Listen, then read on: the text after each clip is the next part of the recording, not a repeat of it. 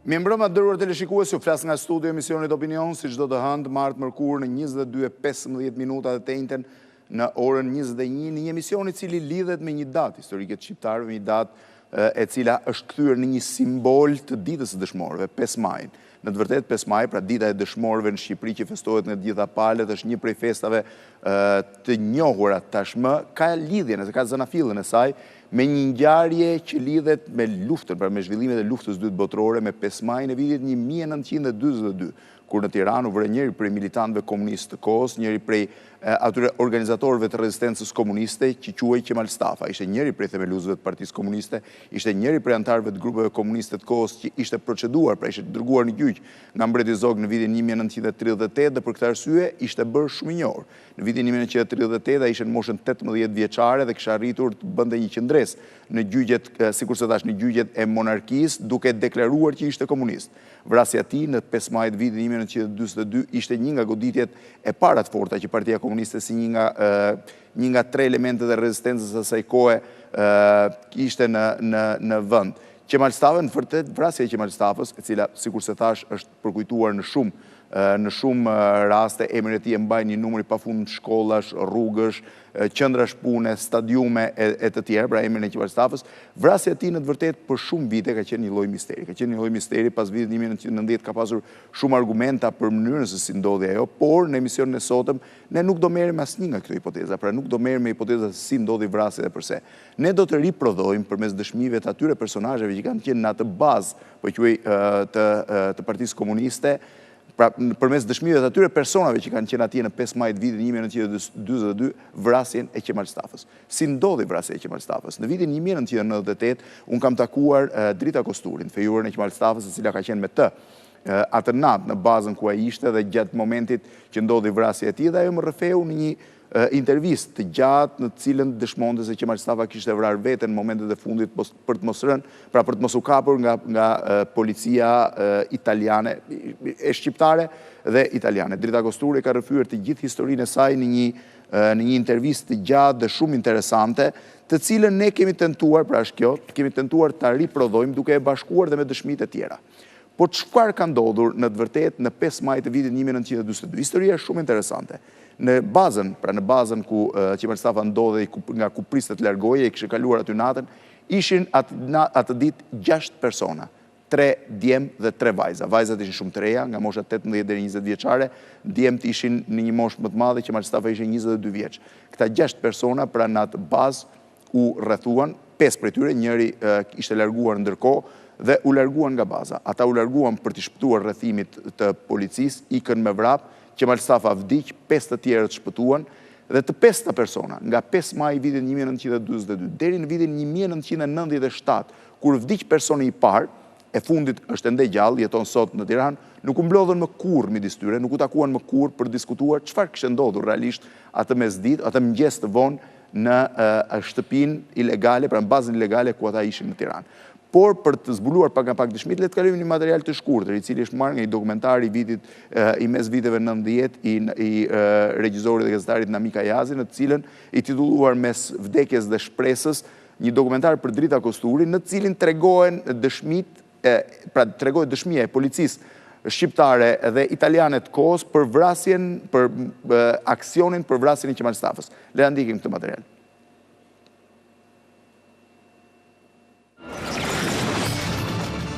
Raportohet për një operacion të ushtarëve italian për t'i arrestuar disa persona, por që janë ndeshur në rezistencë me armë.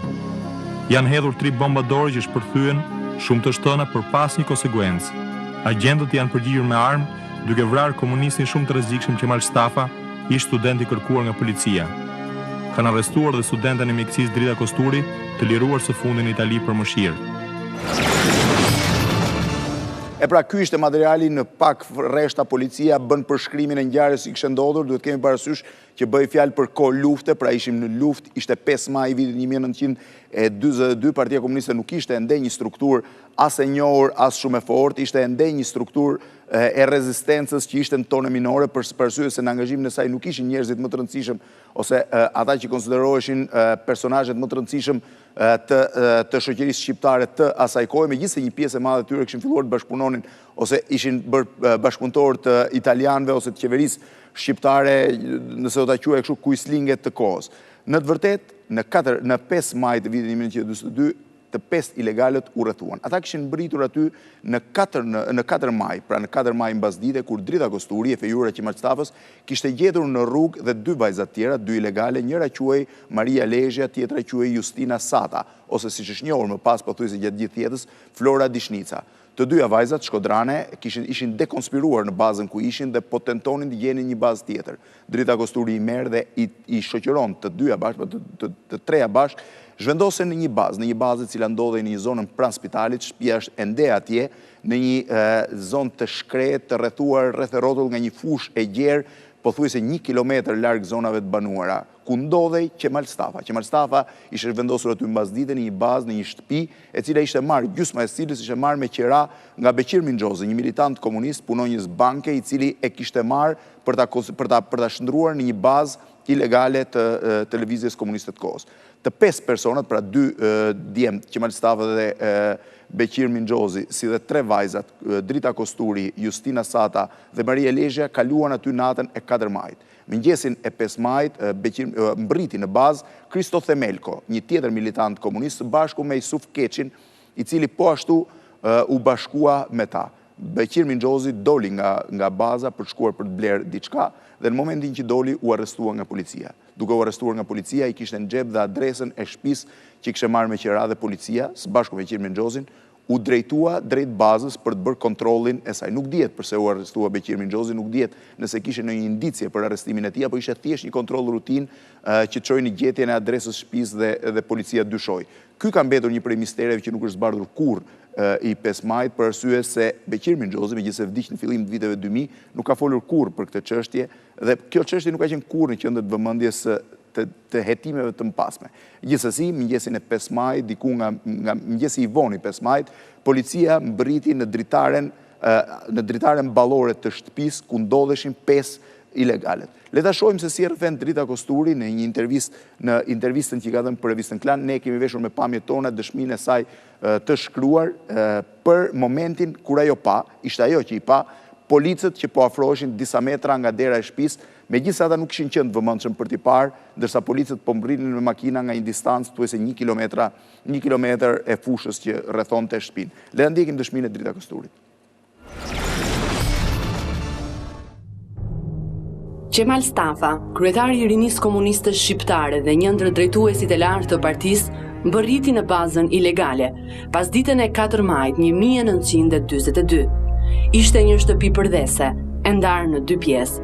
Në të parën banonte i zoti i saj, ndërsa tjetrën e kishte marrë me qira prej disa kohësh një militant komunist, Beqir Mingjozi. Person njoj dyshimt, punonjës banke, Mingjozi konsideroi një ndër personat e sigurt dhe baza e tij e pa kompromentuar.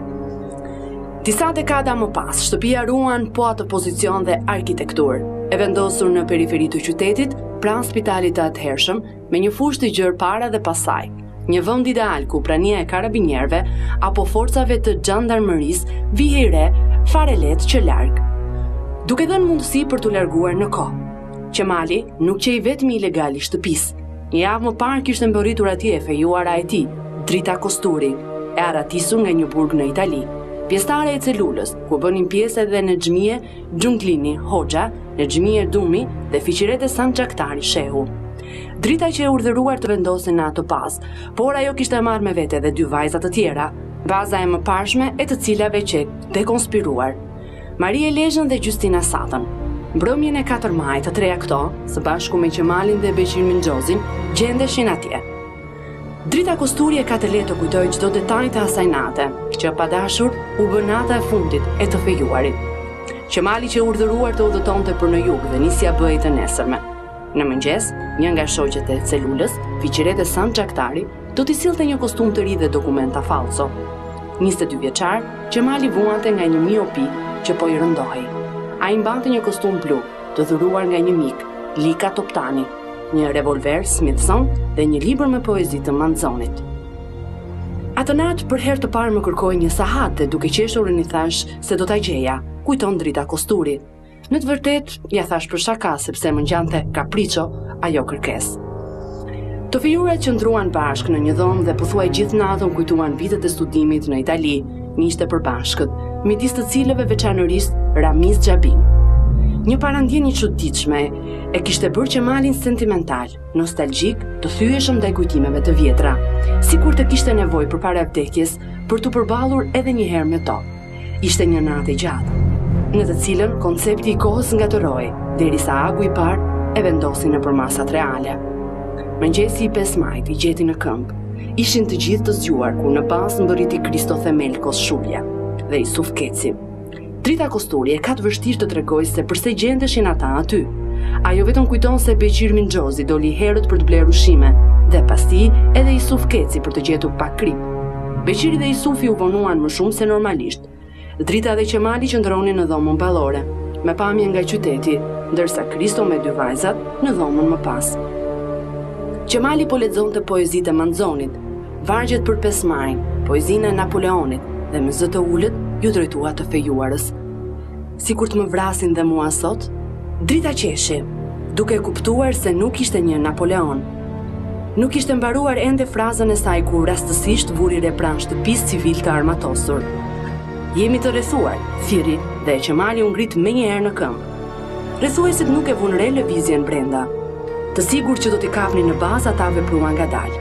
Vajza mbërtheu disa dokumenta dhe nisi t'i kapërdinte në stomak. Kristo Themelko dogji pak të tjera, theu derën e banjës dhe të gjithë dolën prej saj. Pas banjës, që një fushë e gjerë, e shkret, ku ikja nuk qe as pak e lehtë. Më ndiq, thiri Qemali duke ikur me nxitim në të djathtë.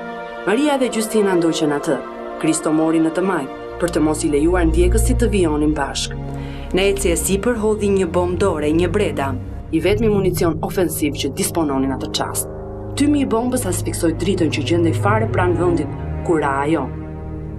Bëri të ikte, por u pengua në gropën e hapur nga bomba dhe mbeti në vend. Një civil i armatosur i drejtoi tytën e revolverit, pa i lënë rast të ngrihej përsëri. Qemali ishte afër, kujton ajo, dhe ai mund ta kishte qelluar në vend. Unë u hodha, i kapa armën dhe ai më lëshoi dorën. Ndonte të më akuzonte se kisha qenë armatosur, por kjo nuk më tremte as pak. E dija që arma ishte regjistruar dhe nuk merre si provë. Qemali iku, pash vetëm siluetën e tij larg, i fundmi imazh një dashurie që kishte zgjatur kaq vjet dhe që do zgjaste përsëri një jetë.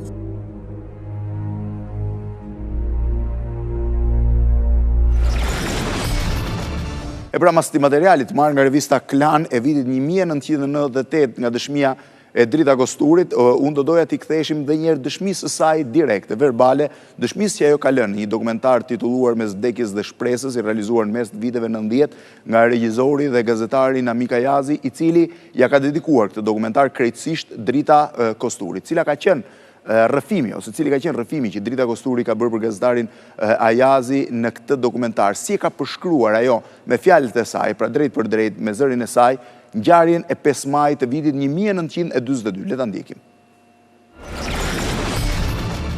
Aty do ishte një bazë e pa komprometuar fare. Kishin vetëm 2 ditë që kishin marrë. Edhe Qemali kalonte ato 2 ditë te unë. Ishte në ditë për rishim, muhabet duke bërë, vjen Shulja, Kristo Themelko.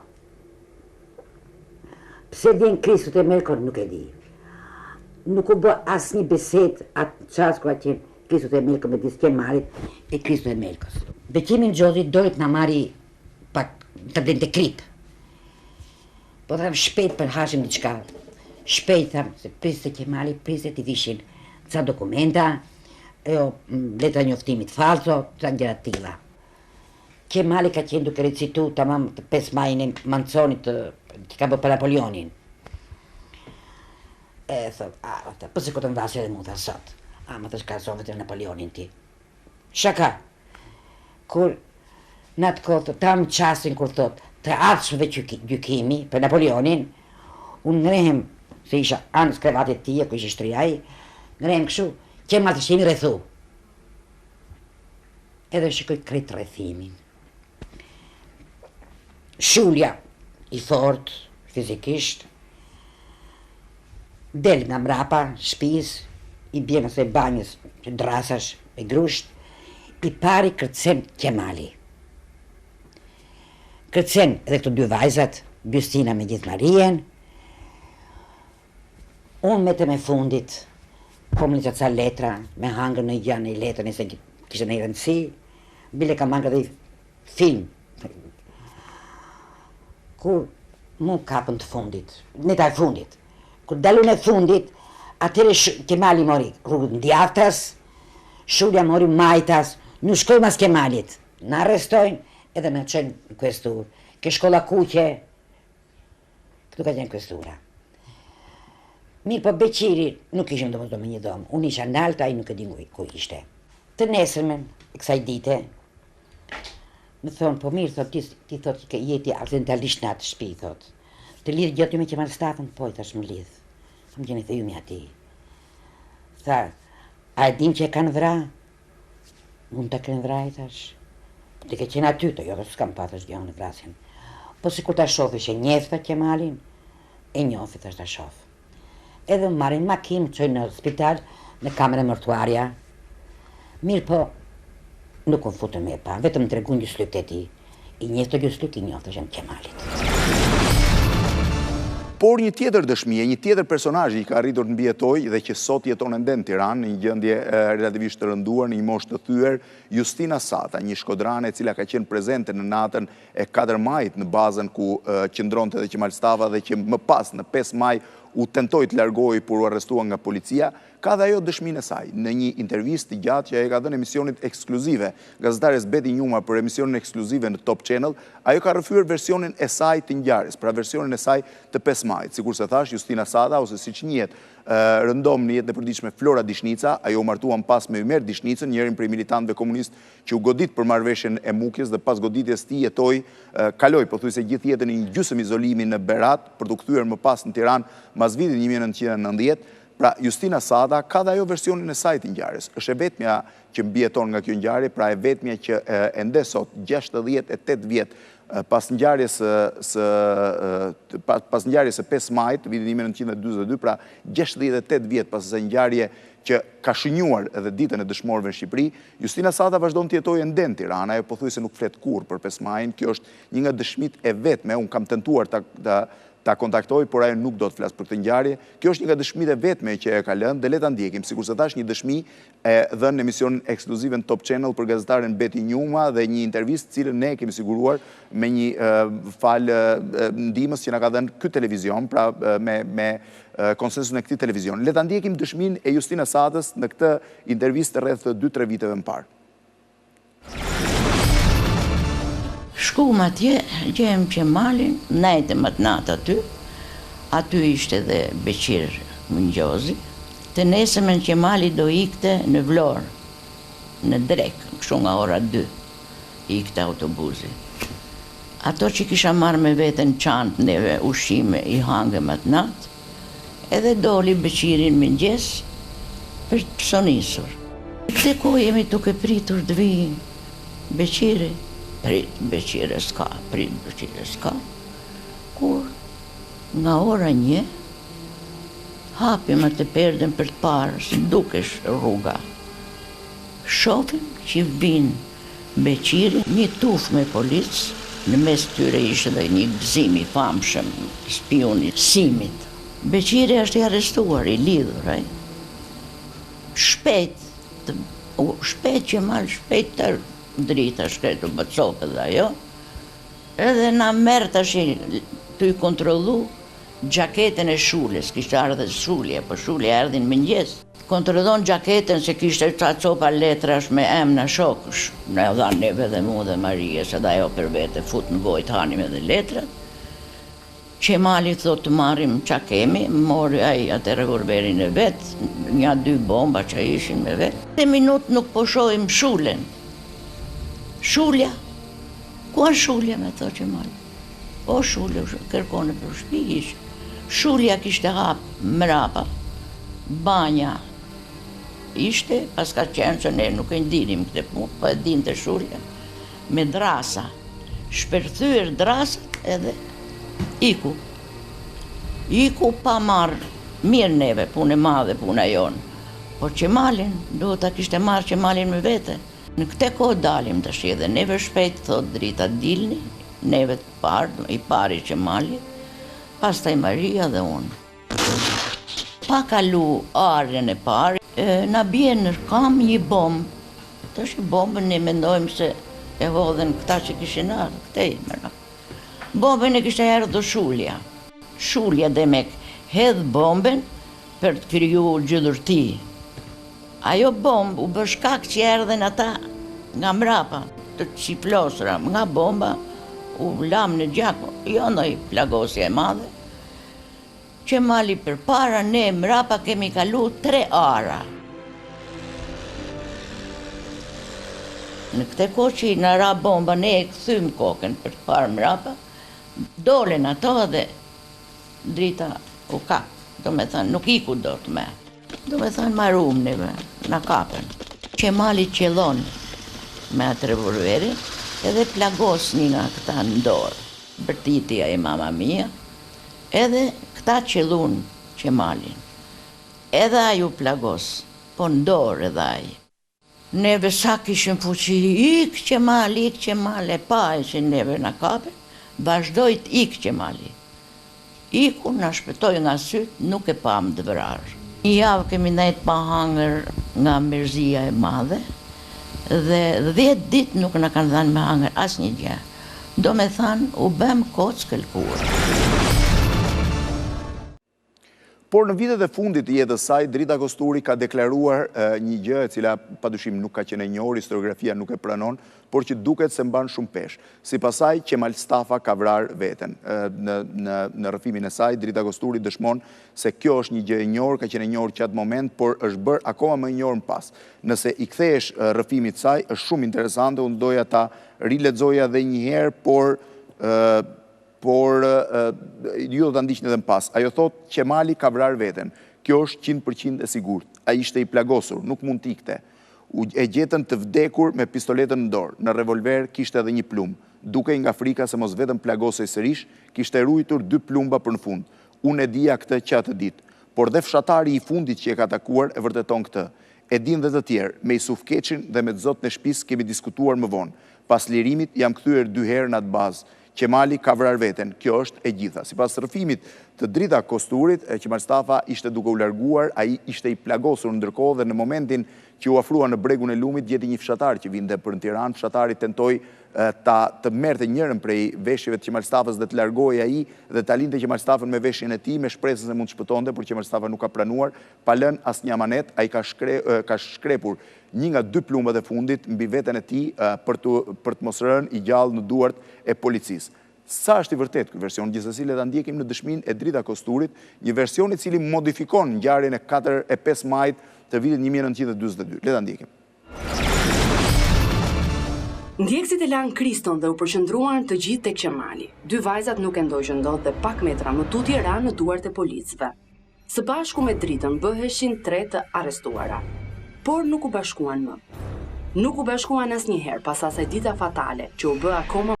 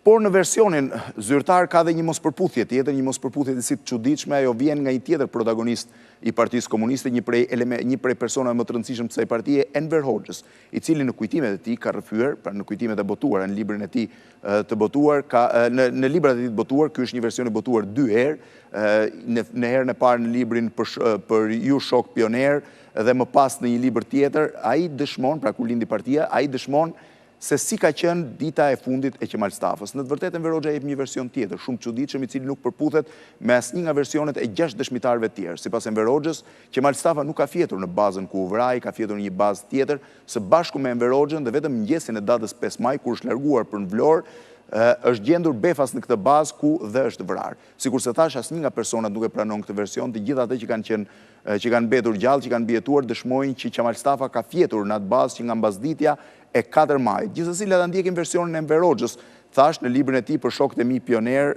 të botuar në fillim të viteve 80. Le ta ndjekim. Dita e fundit e pjekjesime me Qemalin ishte më 4 maj. U poqëm në bazën numër 66 në rrugën e Shëngjergjit në shtëpinë e Hysen Dashit. Me Qemalin ndenjëm tër ditën brenda në dhomë dhe punuam. Plaku na solli të hanim. Unë po përgatitja një leksion për ushtrinë e kuqe. Qemali përgatitej se të nesërme në mëngjes duke kthyer 5 maj do të nisej për në Vlorë. Ram me fjetëm afër njëri tjetrit në një minder të mbuluar me batanie. Në mëngjes u përqafuam dhe u ndam. Ai u nis për në Vlorë, unë për një mbledhje me shok. Sido që ne bartnim çdo herë se thot populli me qefi në kokë, me kobure në brez dhe me bomba në përxhepa, as nuk mendonim për vdekjen që na priste në çdo qoshe rruge. Si mund të mendoja unë se e putha dhe e shtrëngova për herë të fundit në kryerorin tim shokun, nga më të mirët e partisë, shokun dhe bashkëluftëtarin tim të dashur Qemal Stafën. Në bazën ku isha erdhi një shok dhe duke qarë më tha: "Armiku na vrau Qemal Stafën." Vura duart në kokë dhe nuk i mbajta dot lotët. "Ku e vrani?" thash. "Në Tiranë," më tha shoku, "në një shtëpi në bregun e lumit të Tiranës." U ngrita në këmbë dhe me shpresë thash: "S'mund të jetë e vërtet. Qemali që në mëngjesu nis për në Vlorë. Për këtë jam i sigurt. Mos e besoni se armiku hap parrulla." "Mjerisht," më tha shoku, "kjo është e vërtet. Qemali ra duke luftuar, ra heroikisht dhe mbrojti tërheqjen e shokëve që shpëtuan. Ai harxhoi gjithë municionin që kishte dhe më tregoi tërë historinë e ngjarjes që e ka përshkruar historia." Rikthehemi edhe një herë në dëshminë, sikur se thash, të Dritë Agosturit dhënë për revistën Klan, që është veshur me pamje filmike nga stafi i emisionit Opinion. Çfarë ndodhi? Si ishte vijshmëria e mëtejshme? Si ishte aventura e fundit e 5 majit? Pra që nga momenti që Qemal Stafa u nis të ikte, ai u vra nga policia, çfarë ndodhi me protagonistët e tjerë? Si arriti të shpëtonte Kristo Themelko dhe si u arrestuan 3 vajzat, Dritë Agosturi, Justina Sata ose Flora Dishnica siç njihet dhe Maria Lezhja. Le ta ndjekim edhe një herë këtë rrëfim të Dritë Agosturit sipas një shkrimi të botuar në revistën Klan në prill të vitit 1998. E shoqëruar nga 2 civil, Dritë Agosturi u mbyll në një nga dhomat e shtëpisë fqinje së bashku me Beqir Minxhozin, që sjell nga policët ndërkohë aty. Desha të likuidoja edhe disa dokumenta që kisha në xhep, tregon ajo, por Beqirin nuk pranoi t'i hante.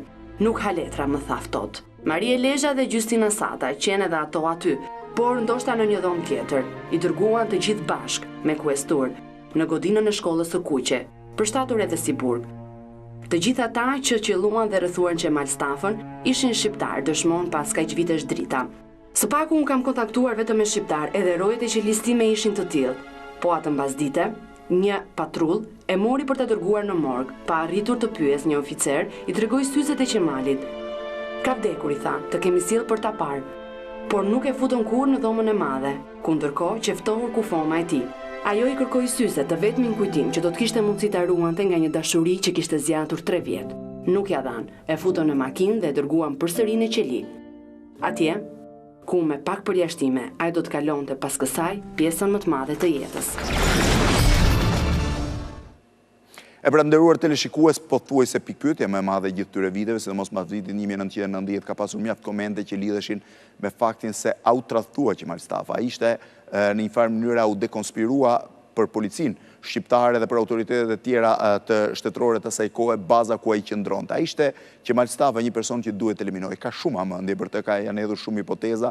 Pjesa më e madhe tyre nuk ngjajnë ose nuk duken të besueshme, por padyshim që ngjarja në vetvete ngjall mjaft mistere. Mund të jenë një përkim rastësisht të çuditshme, mund të jetë vërtet një dekonspirim që mund të ketë rrjedhur edhe nga pakujdesia, por gjithsesi misteret mbeten. Ja si i ka konkretizuar, si i ka përmbledhur misteret për 5 majin e vitit 1942, për vrasjen e Qemal Stafës, e vetmja persone e cila jeton ende, e mbjetuar nga 5 maj i vitit 1942, arrestuar nga policia në atë kohë, më pas partizane, një partizane në nivellet të larta, e martuar me Ymer Dishnicën, Justina Sado, ose Flora Dishnica si njihet, jeton ende në Tiranë. Në një intervistë të disa viteve më parë për emisionin ekskluzive në Top Channel për gazetaren Bedi Njuma, ajo ka dhënë versionin e saj të pikpyetjeve dhe përgjigjen e saj, nëse ishte tradhtuar Qemal Stafa dhe militantët e tjerë qendrorë, megjithëse baza kryesore ishte për Qemal Stafën, sepse të tjerët ndodheshin rastisht në atë bazë, nga dikush apo jo, cilat janë pikpyetjet që Justina Sata ose Flora Dishnica ngre shumë vite më pas për ngjarjen e asaj dite që në një farë mënyre ka shënjuar fort jetën e saj. Le ta ndjekim. Gjatë sigurt nuk mund të thush me siguri absolute se duhet të kesh fakte. Pikë dyshim tash ikja e Shulës është shumë e dyshim. Ai në asnjë mënyrë nuk duhet ishte tikte vetë pa marrë Qemalin me vete.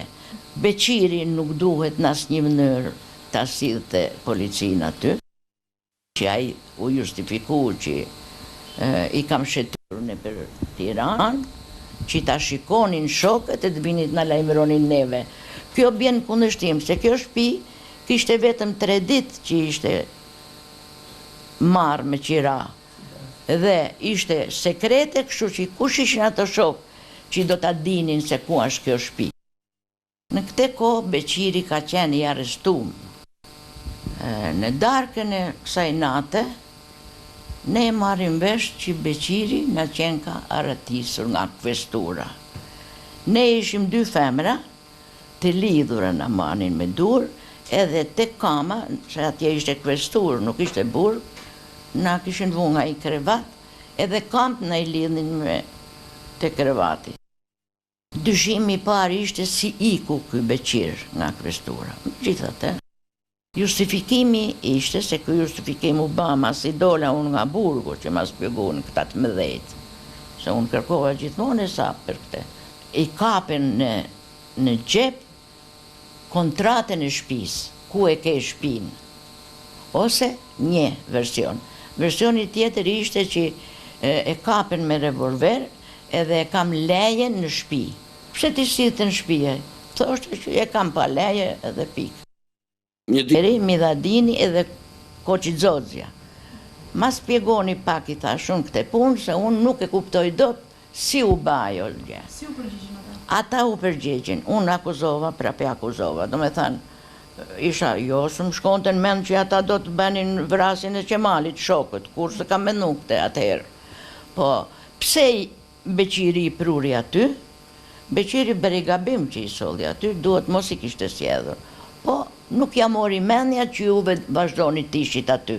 Kujtonte se e kanë pa shok, ju kanë lajmëru juve dhe keni ikur. Kush e ta? Venveri. Kurse Shulja, ti e din më tha mua, Shule me, i tha, aqja preu. Si ora aqja preu, i thash, unë të lera i shokun e ngusht aty. Por le të ndjekim tani një material tjetër mbas dëshmisë Justina Sate, cilat janë misteret më të mëdha të vrasjes Qemal Stafës. Sikur se thash, misteri më i madh nuk mbetet thjesht fakti se si u dekonspirua baza, se si policia mbriti aty, si kisha arritur ajo të identifikonte bazën, si shpjegohet që i vetmi person ndër 5 personat që ndodheshin atje që vra ishte Qemal Stafa, ndërsa Kristo Themelko dhe 3 vajzat shpëtuan. Çdo kishte ndodhur në rast se Qemal Stafa nuk do ishte qelluar, por do ishte kapur, thjesht do ishte arrestuar nga policia. Ka shumë hamendje të cilat nuk ngjallin në një lloj, ndoshta në një lloj interesi kryesor për momentin. Ajo që është më interesantja ose misteri më i madh mbetet një fakt. Si shpjegohet që këta 6 persona, të cilat një fati dhe rastia i kishte mbledhur së bashku në një bazë, të cilët u bën protagonist ose u bën dëshmitar të vrasjes njërit prej personave më të rëndësishëm Partisë Komuniste shqiptare të asaj kohe, nuk u mblodhen më kurrë më pas, sikurse thash që prej vitit 1942 deri në vitin 1997, kur ka vdekur personi i parë, bëhen thuajse 55 vjet. Si shpjegohet që për 55 vjet ta persona nuk u mblodhen më me njëri tjetrin, qoftë përballë një kafeje të thjeshtë për diskutuar çfarë na ndodhi atë ditë, cila ishte gjëja që nuk funksionoi, cili ishte informacioni që rodhi apo dekonspirimi i bazës. Këta persona u larguan, ikën me vrap dhe nuk u kthyen më kurrë pas për ta parë njëri tjetrin në fytyrë. Le ta ndjekim prag të material filmik të marrë nga revista Klan e vitit 1998 që flet për misteret e vrasjes dhe për protagonistët e saj. 68 vjet pas mëngjesit të 5 majit 1942, misteret e ditës tragjike mbeten po ato. Enigma e parë është se si u dekonspirua baza. Ajo që një shtëpi e sigurt ku zhvilloi aktivitet ilegal prej jo më shumë se një javë. Pyetja e parë, ka dhe ajo një përgjigje të thjeshtë. Beqir Mingjozi kishte dalë të blinte ushqime, por ai mbante pa kujdes në xhep kontratën e qiras së shtëpisë, që në rreshtin e parë që shkruar adresa dhe emri i pronarit. Beqiri u arrestua në një shtëpi tjetër, ndërkohë që nuk priste ta ndalonin pas një lajmërim. Ishte një person që nuk dyshoi se kishte lidhje me lëvizjen ilegale. Karabinierët kishin deshifruar adresën e shtëpisë dhe që nisur atje. Por që nga ky moment shumë detaje të lënë vend të dyshosh. Së pari, se si mundet që me gjitha të vonesë të pa justifikuar të Beqirit dhe Isufit, ilegalet brenda shtëpisë të mos qetësoheshin sadopak. Qoftë edhe për të zgjatur në dritare, prej nga një hapësire të gjerë, duke fusha nga mbërin policët e armatosur. Mjaftonte një roje i thjesht për t'i lajmëruar dhe arratisur në kohën e duhur. Por kjo neglizhencë rëndohet akoma nga një rrethane dytë. Për kontrollin e zakonshëm në një shtëpi që vë në dispozicion forca të shumta dhe 2 orë përpara operacionit, lagja që e rrethuar krejtësisht. Isuf Keci, që i fundi që doli nga shtëpia dhe me të mbërritur në hyrje të lagjes, e shoqja e Qerem Çabej i foli e habitur. Nga erdhe, ka një orë që lagja është rrethuar krejt. Isufi deshi të kthej, por nuk arriti më. Shtëpia e qëmbërthyer si në qark, edhe fiqerete sanxhaktari që mbërriti rreth orës 8 me kostum dhe dokumenta falso të Qemalit nuk hyri dot. Disa vjet më vonë, ajo e ka shpjeguar të gjithë këtë. Lagja ishte e rrethuar dhe karabinierët e policisë shqiptare nuk linin të hynte askush. Bazën e dinin vetëm 3 vetë, Enver Hoxha, fiqerete sanxhaktari dhe Xhafer Vokshi. Ndoshta edhe Nexhmie Dumi dhe Nexhmie Xhunglini. Drita Kosturi është e bindur se ata qenë të tradhtuar nga dikush. Vite më vonë, ajo nuk ka mundur ta fshehë një ide të tillë. Më 1944 u takua 2 herë me Enver Hoxhën, por ai nuk e hapi kurrë këtë bisedë. As me njëherë pas luftës, kur ajo i shkruajti letrën e fundit duke i shpjeguar se të gjithë protagonistët e atij mëngjesi ishin gjallë dhe që mirë të mblidheshin për të zbuluar diçka. Vrasja e Qemal Stafës në 5 maj vitit 1942 ishte një tragjedim vete për të fejuar në ti, Drita Kosturin. Një prej militantëve komuniste, një prej studentëve nxënësve të shkollës në Mbretresh, e cila kishte qenë aktive në atë që mund të quhet Rezistenca Komuniste e kohës, Drita Kosturi, sikur se thash, jeta e cilës është njohur fort në 5 maj vitit 1942, ndërkohë që ai qëndronte së bashku me të fejuarin në një nga shtretrit e dhomave ku ata ishin streuar. Jeta e saj pra e pasme nuk ka qenë as pak e lehtë, përkundrazi. Ajo u largua, doli partizane, qëndroi një periudhë kohe në shërbim të spitaleve partizane, por në vitin 1945 u arrestua dhe më pas kaloi një jetë të tërë në internim. Ja si rrëfen ajo jetën e saj, pra jetën e saj tragjike, që nga 5 maj vitit 1942 deri në vitin 1990, në të njëjtën intervistë, për një intervistë të dhënë për revistën Klan në prill të vitit 1998. Le ta ndjekim kalvarin e mpasëm Drita Kosturit, fejuar Qemal Stafës, e cila ishte edhe protagoniste e vrasjes tij në 5 maj, pra dëshmitare e vrasjes tij, protagoniste e ngjarjes, dëshmitare e vrasjes tij në 5 maj vitit 1942. Kur e ke njohur për herë të parë Qemalin? Në fillim prej familjes, 2 familje tona njiheshin, pastaj në gjimnazin e Tiranës, por me të vërtet u lidhem në Itali, kur shkuam për studime. Qemali ishte në Firenze e unë në Rom. Të dy kishim nga një gjysmë burse, që nuk e pranuam kur. Vazhdonim të qëndronim me shpenzimet e familjarve. Takoheshit shpesh? Po, atje jemi fejuar. Mbaj mend që një ditë një miku i përbashkët, Ramiz Xhabia, po më thoshte se italianët shmendeshin pas Qemalit. Ne jemi fejuar bashkë, thash. Ai s'donte ta besonte, kërkoi që të putheshim në sy të tij. Kemi qenë shumë miq të tre. Qemali ishte komunist dhe bënte ç'ishte e mundur për ta sabotuar. Një ditë kur në Rom do të inauguroi busti i Skënderbeut, ne vendosëm të protestojmë. Filluam të këndonim himnin ton kombëtar dhe të bëjmë zhurmë duke e prishur ceremoninë. Pak kohë më vonë më arrestuan. Qëndrova në burg në Rom deri në mars të vitit 1942, kur u ktheva me një leje speciale 2 javore. Ditën e fundit të lejes dola në ilegalitet. U lidhe menjëherë me Qemalin? Shkova në shtëpinë ku që e themeluar Partia Komuniste shqiptare. Ishte Qemali, Nako dhe Enveri. I njëja që të 3 prej shumë vitesh, siç njëja dhe Vasil Shanton, që e doja shumë. Ishte një njeri mrekullueshëm. Në ilegalitet që është në një cellul me Nexhmije Xhunglinin, Naxhi Edumi dhe Fiqerete Sanxhaktarin. Qemalin e takoja shpesh dhe diskutonin për shumë gjëra.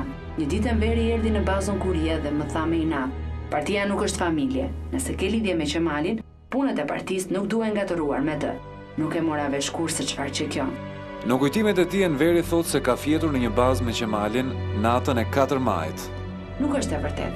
Ne ishim 5 veta të natë në shtëpi. Enveri vetëm se ka ditur bazën ku flinte Qemali. Ka pasur disa komente se ai ka dekonspiruar bazën tuaj për të eliminuar Qemalin. Një gjë është e sigurt, ne kemi qenë të tradhtuar atë mëngjes me Yusuf Kecin, i vetmi protagonisti i asaj ngjarje që e kam takuar pas vitit 1990, kemi qenë të dy në një mendje. Veç Enverit, askush tjetër nuk mund të na tradhtonte, aq më tepër që ai nuk deshi më kur t'i kthehej kësaj dite. 2 herë që e kam takuar në vitin 1944, nuk ma ka përmendur kur. Në vitin 1983, kur isha internuar në shtyllës të Fierit, erdhi një hetues nga Tirana. Kërkoi të dinte diçka për vrasjen dhe kur unë përmenda emrin e Enverit, mu përgjigj ftohtë. Shoku e Enver e ka mbyllur atë histori. Edhe familja e Qemalit mendonte kështu. E ëma e tij e përzuri Enverin kur shkoi ta vizitonte për 5 maj.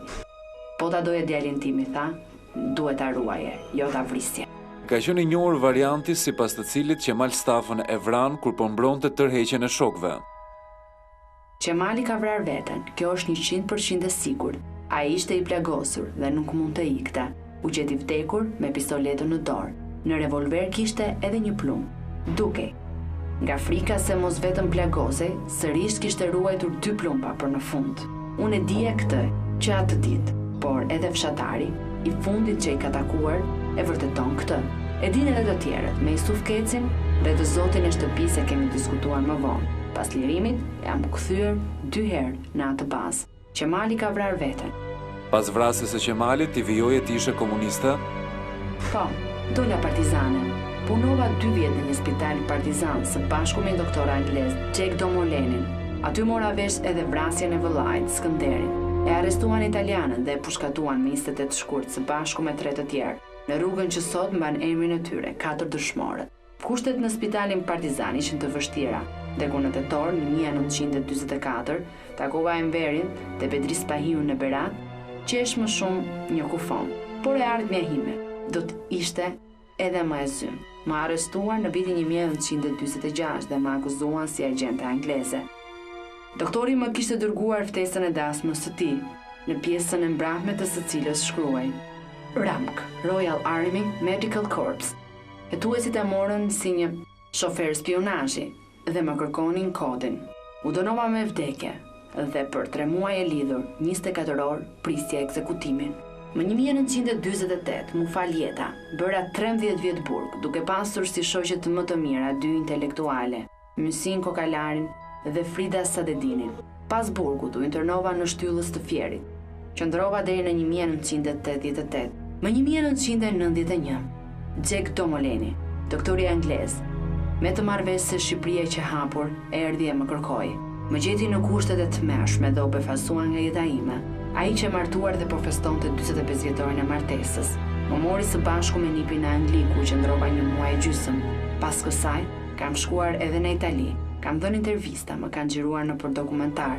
Po thuaj gjithçka lidhet me mëngjesin e 5 majit, mëngjesin fatal, kur humba njeriu që doja dhe vulosa vuajtjet 50 vjeçare, që nuk do t'i ndaheshin jetës time. Drita Kosturi, mas vitit 1990 u vu në qendër të shumë komenteve, shumë materialeve filmike të televizioneve tuaja, shumë librave dhe gazetave për kryesisht të shtypit tuaj. Ne kemi gjetur vetëm njërën prej tyre, i takon një dokumentari çek të fillim viteve 90, në cilën e merret si protagoniste për të dëshmuar se çfarë kishte ndodhur realisht me historinë e Shqipërisë dhe se si një pjesë e militantëve komunistë të kohës ishin dënuar më pas. Le ta ndjekim të material filmik në cilin vetë Drita Kosturi rrëfen për një televizion çek aventurën e jetës saj pikërisht përpara shtëpisë ku në prill të vitit në 5 maj të vitit 1942 u vra i fejuari i saj dhe u arrestua nga policia dhe ajo vetë. Le ta ndjekim. I last came to this spot on the 5th of May 1942, the day of Qemal Stafa's death. There are said to be hundreds of memorials to him all over Albania. This is the first one I have seen.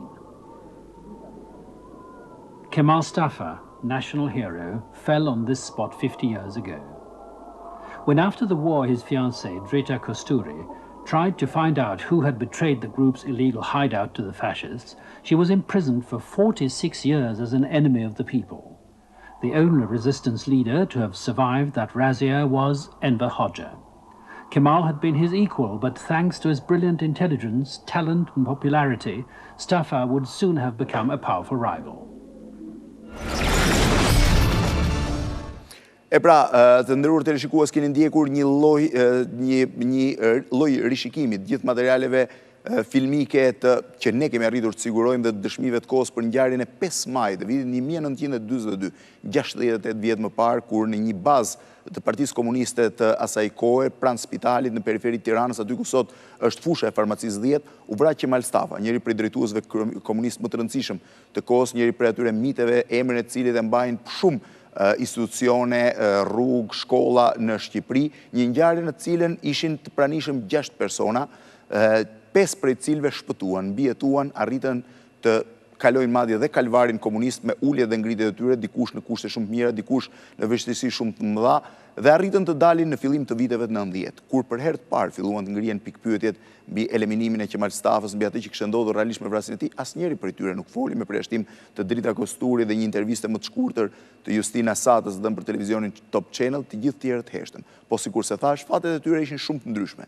Po cilat ishin fatet e këtyre 5 personazheve që një rastësi e çuditshme i lidhi me fatin e njërit prej liderëve komunist të Partisë Komuniste të kohës? Cila ishte jeta e tyre pas 5 maj të vitit 1942, pavarësisht se pothuajse për gjithë ata jeta e tyre e mëpasme u diktua ose shënjua nga 5 maj i vitit 1942, dikush në favor, dikush në disfavor të asaj. Le të ndjekim këtë material filmik i cili risjell dhe një herë në vëmendjen tuaj se ç'ndodhi me 5 nga 6 protagonistët e asaj ngjarje. Njëri prej tyre vdiq, Qemal Stafa, në moshën 22 vjeçare, 5 të tjerët arritën të mbijetojnë dhe të jetojnë për shumë vite të gjatë. I pari që vdiq 55 vjet mbas kësaj ngjarje.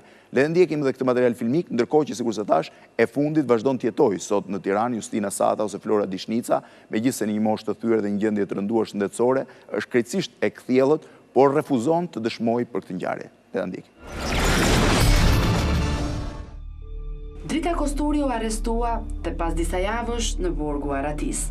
Doli partizane më 1946. U arrestua si armike e regjimit popullor, u dënua me vdekje, u fal, bëri 13 vjet burg dhe kaloi pjesën tjetër deri në 1988 në internim. Gjatë gjithë jetës së saj nuk pati rast të shite asnjë nga protagonistët e 5 majit, edhe pse për 55 vjet me radhë jetuan shpesh në të njëjtin qytet. Ajo ndoroi jetë në Tiranë në vitin 2006, plot 64 vjet pas ngjarjes fatale. Maria Lesha u lirua nga burgu dhe doli partizane.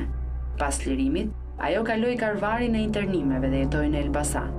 Ndoroi jetë në vitin 2008 apo 2009, 67 vjet pas ngjarjes. Justina Sata u martua me Ymer Dishnicën dhe ndoqi atë në persekutimin e gjatë.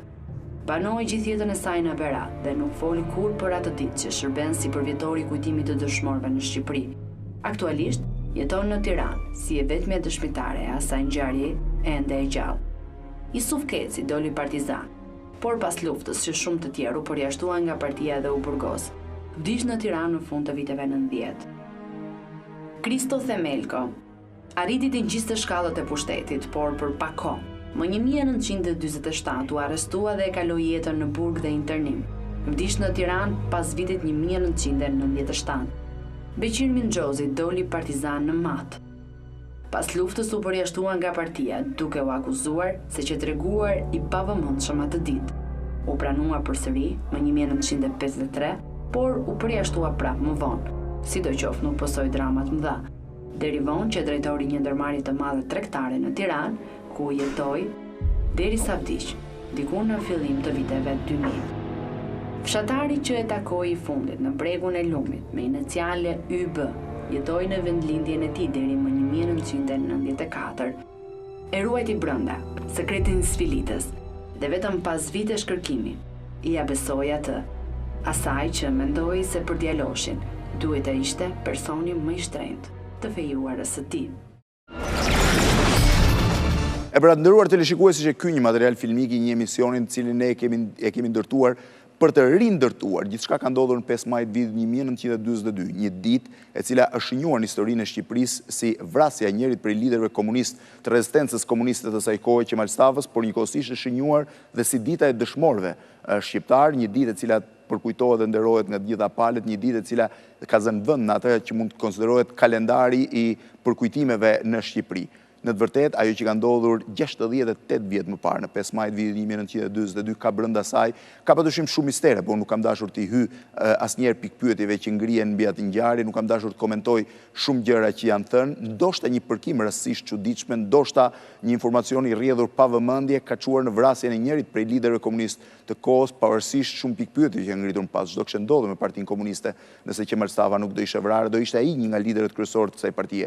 Gjithsesi, pothuajse në të gjitha rezistencat europiane të kohës, shumë prej liderëve kryesor humbën jetën e tyre në betejat me gjermanët apo italianët, siç ka ndodhur dhe me Qemal Stafën. Kjo nuk ka rëndësi. Ajo që është e rëndësishme dhe që vazhdon të mbetet një lloj enigme është fakti që një rastësi, sikur se thash, ndoshta fatale, ndoshta fatlume, ka mbledhur 6 personazhe atë natë në bazën pranë spitalit ku ishte vendosur Qemal Stafa. Të 6 personat ishin qëndruan atje, 5 prej tyre u rrethuan dhe u ndoqin nga policia italiane e kohës. Në momentin që Drita Kosturi lëshoi klithmën e parë, të ikim sepse jemi të rrethuar. Në momentin që Qemal Stafa nxorri pistoletën e tij Smithson dhe Kristo Themelko bombën Breda, të 5 këta personazhe, i 6 ishte i shoqëruar nga policët dhe ishte Beqir Mingjozi, u nisën me vrap. Nuk arritën ta shohin njëri tjetrin në sy, nuk arritën të pyesin njëri tjetrin ç'u ndodhi. U nisën me vrap, njëri prej tyre humbi jetën në këtë ngjarje, Qemal Stafa, 5 të tjerët arritën të mbijetojnë, të kapur nga policia dhe të shpëtuar më pas, njëri arriti madje tikte siç ishte Kristo Themelko. Ikën me vrap dhe nuk e kthyen më kurrë kokën mbras. Nuk e kthyen më kurrë për të pyetur njëri tjetrin, megjithëse jetuan ende shumë vite mas kësaj ngjarje. I pari ka vdekur 55 vjet mas ngjarjes, e fundit jeton ende në Tiranë. Nuk u kthyen më kurrë për ta parë njëri tjetrin në sy dhe për të thënë. Nuk u mblodhen si një film famshëm që shumë prej jush e mbajnë mend titulluar Maria Oktober për të pyetur çfarë ndodhi me ne atë natë. Si ndodhi, ose atë mëngjes, si ndodhi që u dekonspirua baza, si ndodhi që ndër 6 ne u vra ai që ishte lideri, ishte padyshim personi më i rëndësishëm.